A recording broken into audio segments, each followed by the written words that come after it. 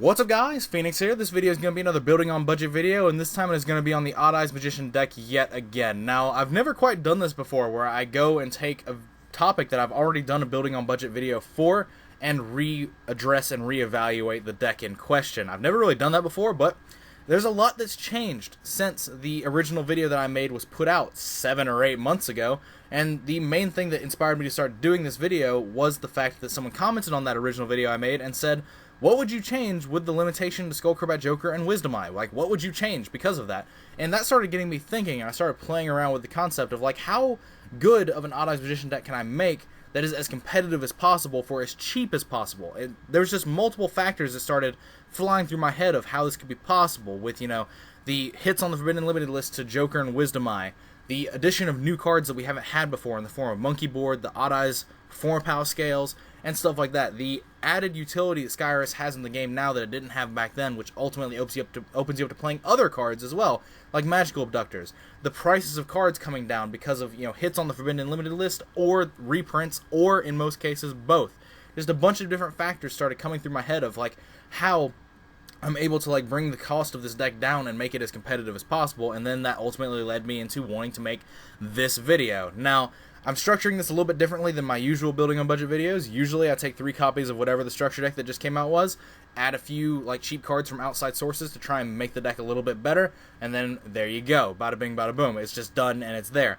This time, the structure deck is quite, very, very much out of print. So what I'm doing is I'm actually taking the price of singles off TCG Player and making that into a deck that costs $50 or less, which I think almost anyone should be able to afford if they are actually committed to trying to start being competitive. Whether you're a competitive player and you just don't have a lot of money to spend, or if you're just trying to get into competitive play and you don't want to throw a lot of money into a deck in general and you just want to, you know, start getting your feet wet, this is what I believe to be a good starting point, as well as the fact that a lot of the prices are TCG lowest average, and a lot of them are common cards that are 25 cents a piece and stuff like that. If you do have friends that have these cards that are willing to just give them to you, then you can bring the overall price of this deck down a lot. I see a lot of people that like to ask me questions of, like, what they could do with 3 structure decks, and if they're able to afford 3 structure decks, which is $30, I would expect them to be able to potentially put another 20 into that and then make an infinitely better deck that's more competitive oriented that you could actually take to a local store and probably win packs, win store credit, whatever your local store does, and then start building your way into other, you know, other competitive mindsets in the future, other decks, stuff like that. Like, ultimately success is the goal.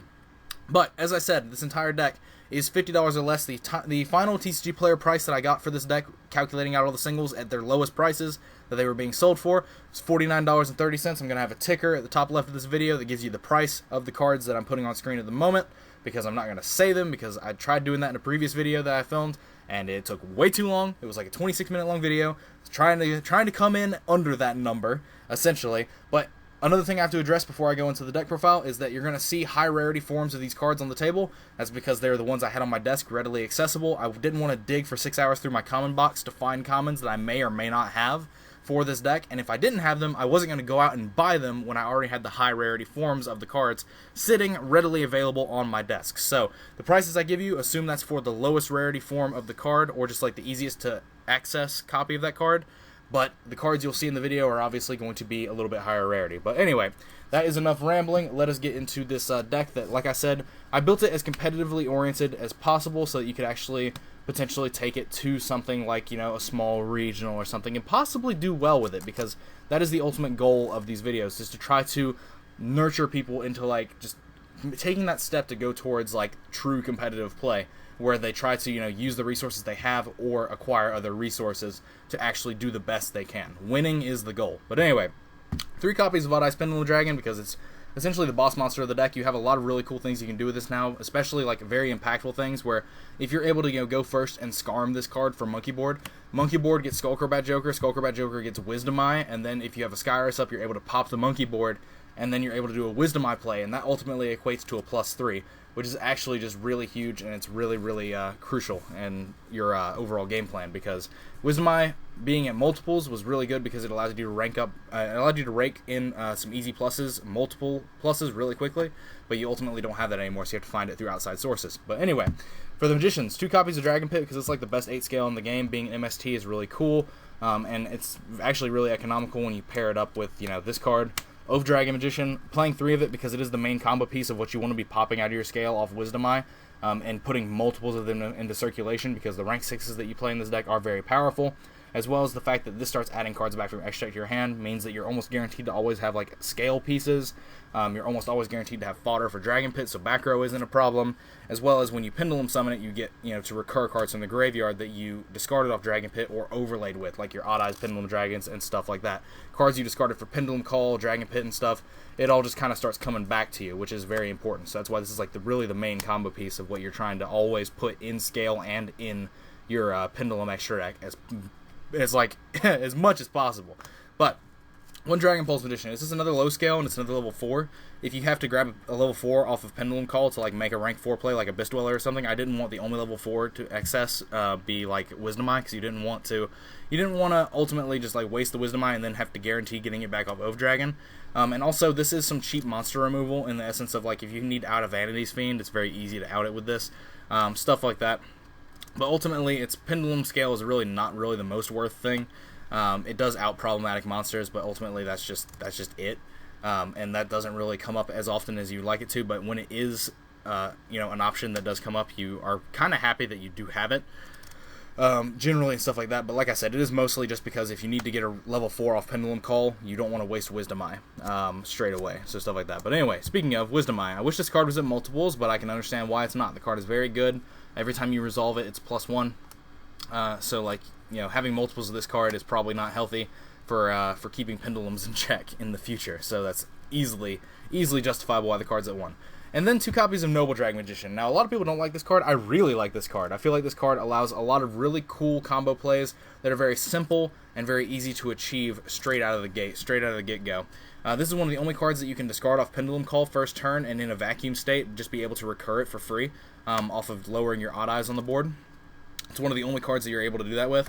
And then also, you know, you have access to Odd Eyes Light Phoenix now, which allows you to make level 8s with this card potentially, which allows you to have a lot of just really cool and neat access into other cards. Like you can make Ignister and Stardust Dragon, Scrap Dragon, any level 8 dragon.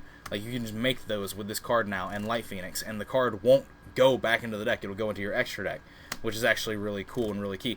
I kind of wish that, even though it is a Magician, I kind of wish that it was a Dragon tuner, because then like you could have Odd Eyes Pendulum Dragon and this in your extra deck and pendulum them both and make something like Trident Dragon, and that would be a really cool interaction. But alas, that's just not how the card was made. It's a spellcaster because it's a Magician. But anyway, for the Performapal side of the deck, 1 copy of Skullcrobat Joker, 1 Monkey Board, 1 Odd Eyes Light Phoenix, and then 2 Performapal Odd Eyes Light Unicorns. Why do I keep calling it Light Unicorn? That is something I've been doing over the past couple of days. I call this card Light Unicorn and this card Light Phoenix. But this card isn't Light Unicorn, it's just Unicorn. I'm stupid. I can't. But anyway, these cards add a lot of extra utility to Sky Iris, as well as Monkey Board just being great, as like I've already said, being able to Monkey Board into Joker, and then go into Wisdom Eye, and then pop Monkey Board out of your scale with Sky Iris to search like one of these, or just another Odd Eyes Pendulum Dragon, and then being able to, you know, utilize your Wisdom Eye and put it in your scale with like Dragon Pit or Ove Dragon and stuff, and just having a huge play that you're capable of doing. Like, it's just a huge momentum swing.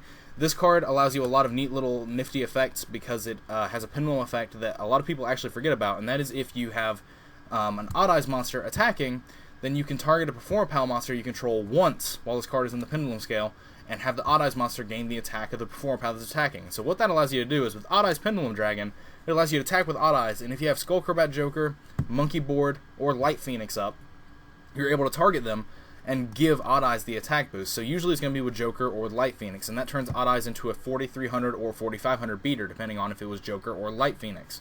And combine that with the double damage effect that Odd Eyes does, you kind of see where we're going with this. You can get into some really large attack boosts that you can do off of that card, off of this pendulum effect, and so that makes it just honestly just another really good 8 scale.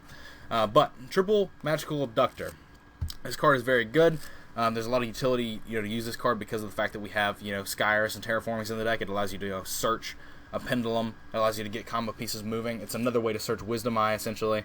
Like, if you have Abductor, Terraforming, and Dragon Pit or Oath Dragon, like, that just is another way to get to Wisdom Eye, and it's just another way to plus, because you just play this in your scale, do Terraforming, Skyris, play the Dragon Pit, that's 3 counters on this, then you search Wisdom Eye, and then you pop this out of your scale off of Skyris, search Odd Eye's Pendulum Dragon, put your Wisdom Eye in the scale, and then you get Oath Dragon, and then everything starts getting very, very, very standard from there, because then you have just this in your Pendulum, Pendulum extra deck to just Pendulum as a level 4, which is really neat and really cool.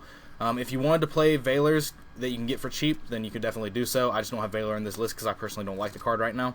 But basically, Abductor allows you to search a lot of different things, as well as your Magispector engine. Now, since Bunbuku is expensive, you can't really afford to play it in this, or I couldn't afford to play it because it was making the deck way too expensive. But Kieran is just a justifiable, like, $3-4 expense that you're able to, use, because the card is honestly amazing. It's like one of the key reasons to play this kind of deck is because this card is essentially just, just a very effective trap. Being able to search this off Magical Abductor is obviously just very valid, and you're able to search it, you're able to special summon it off of your scales, and you're able to do it like to recycle your Skullcrobat Jokers to your hand by bouncing it and allowing you to just normal summon it again every turn, because there is only really one normal summon in this deck, and that is Skullcrobat Joker.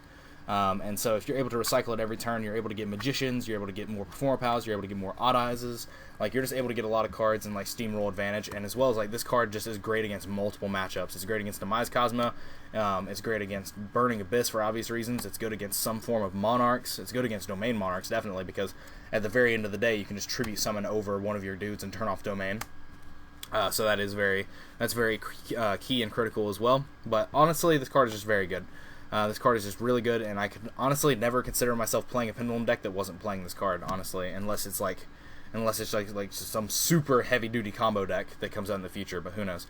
2 copies of Magispector Fox QB. We don't have Bunbuku in this deck, so it is harder to access this card, but you can search this card off Odd Eyes and off Magical Abductor, so if you do have other, copies of cards, like if you already have Abductor, like Joker and stuff like that, you can, basically, you judge for your own opinion. This getting the traps is very good in this deck because you have Oath Dragon Magician that's heavily searchable that also makes the traps live, so it's definitely not like you have to get to Unicorn or Fox to, like, make the traps live. The traps are very much live off of Oath Dragon, because Oath Dragon is also a wind spellcaster, so you could draw the traps without these cards and they're still live because your entire deck is functioning around Magicians, so there is that. But ultimately, this is just another level 4. The fact that this card searches traps is very key. Like, it searches a version of Solemn Strike that's about $60 less than Solemn Strike. So I mean, it seems worth it to try and play it in this deck if you're going to be trying to be not as, like, spendy, because, like, you definitely need those kind of defensive options if you're going to try and actually play this deck somewhat competitively. So that's what I tried to build into the deck. But anyway, Luster Pendulum, the Dracoslayer. This card's there for obvious Ignister access with all your extra 4s. Into Magister access is also an option. But also just it being able to pop your Pendulum monsters and get you free scales is also, just very cool. Like the fact that you can put this in like a Fox in your scale, pop the Fox, and then put the other Fox in the scale and then pop this for an Odd Eyes is like really good. It's very good. Like, it just gives you extra cards, and you always want cards that generate extra cards when it comes to your Pendulum strategy and stuff like that. Now, if you don't have Skyris, you're probably never going to put this in your scale. If your hand has this but no Skyris in it, you're probably not going to put this in your Pendulum scale because you're just going to Pendulum summon it because you can't clear it. Every time you put this in your Pendulum scale, you want to be able to clear it with Skyris. But when those plays do come up, it's very, very good, very critical. And so, like, this just gives you Ignister and Magister access. It's another 4, and it's just a Pendulum effect that gives you more cards, and that's something that you always want. And the last monster in the deck is 1 copy of Archfiend Eccentric. Now, this card in its common and its gold rare form is always $4 for some reason. I mean, I can understand it. The card's really good. But this card is searchable off Magical Abductor and Odd Eyes and Magister, but usually you end up searching it off Magical Abductor.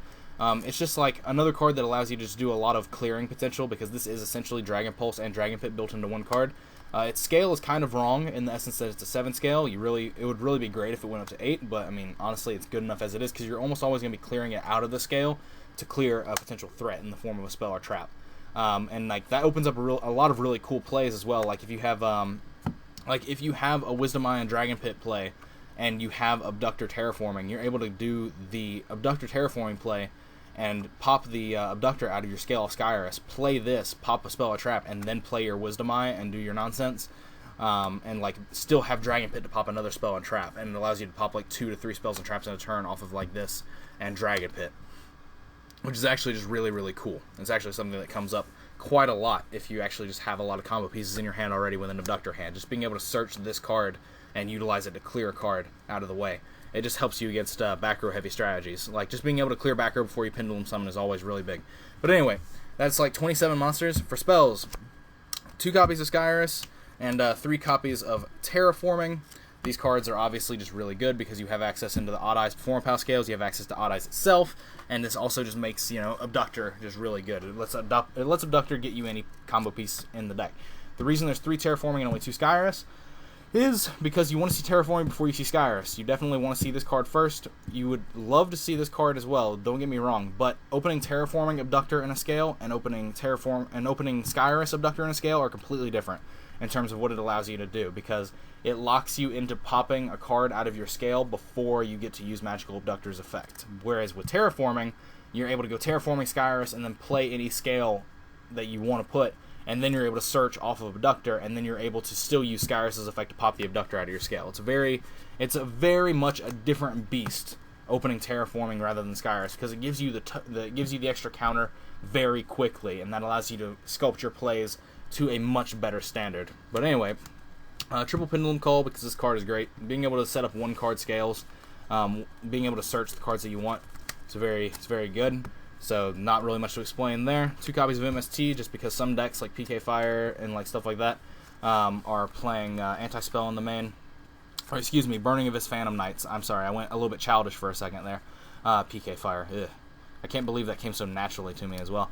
Burning of His Phantom Knight, and as well as some other decks, like Card of the Demise decks and stuff, some are playing anti-spells and stuff like that, and so just having a card that you can actually draw and answer back row with, as well as like it just being a 1-card answer to back row is very good. It's not playing Twin Twister, because Twin Twister is a card that takes another card with it as well, and you really want to generate as many cards as possible for your combos. And so, since this deck already has built-in MSTs in the form of Dragon Pit and Arch Phoenix Centric, like, Twin Twister isn't really needed that heavily, 1, and 2, you don't want to start discarding way too many cards, because like if you have a hand of Twin Twister and Pendulum Call, that's already you're playing with a 4-card hand, and like that's really bad.